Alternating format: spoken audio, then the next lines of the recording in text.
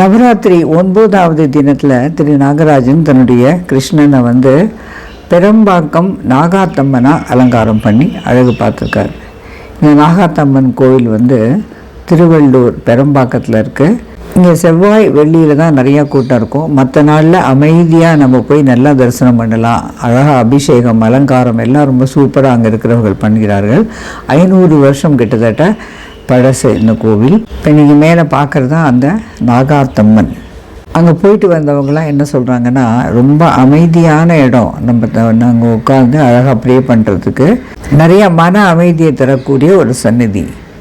இங்கே ராகு கால பூஜைங்கிறது ரொம்பவே பிரசித்தம். அதை தவிர ஆடி மாதத்தில் ஒரு வருடாந்திர திருவிழாவும் இங்கே ரொம்ப கோலாகலமாக நடைபெறும்.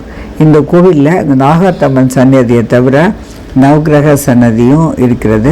அம்மனுடைய அருளை பெறுவதற்காகவும் நிறைய நேர்மறை விளைவுகள் தங்கள் வாழ்க்கையில் ஏற்படுவதற்காகவும் இந்த கோவிலுக்கு பக்தர்கள் சென்று வருகிறார்கள்.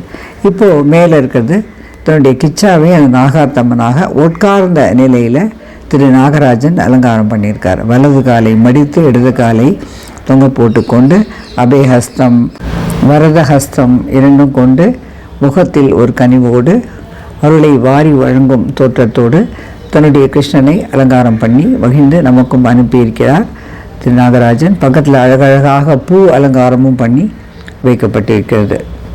வலது கையில் சூலம் ஏந்தி காட்சி அளிக்கிறாள் இந்த அம்பாள். ஒரிஜினல் நாகாத்தம்மன் சிலையில் இருக்கிற மாதிரியே இங்கேயும் தலைக்கு மேலே 5 தலை நாகம் படம் பிடித்து கொண்டிருக்கிறது. பட் அந்த அம்பாளுக்கு 18 கைகள், அதில் பலவிதமான ஆயுதங்கள் ஏந்தி கொண்டு காட்சியளிக்கிறார். ஆனால் இவர் 4 கரங்களோட ரொம்ப அழகாக கீழே ஒரு பாம்பு புற்றையும் நம்மளுக்காக பண்ணி ஒரு படமாக ஒட்டியிருக்கார் பாருங்க.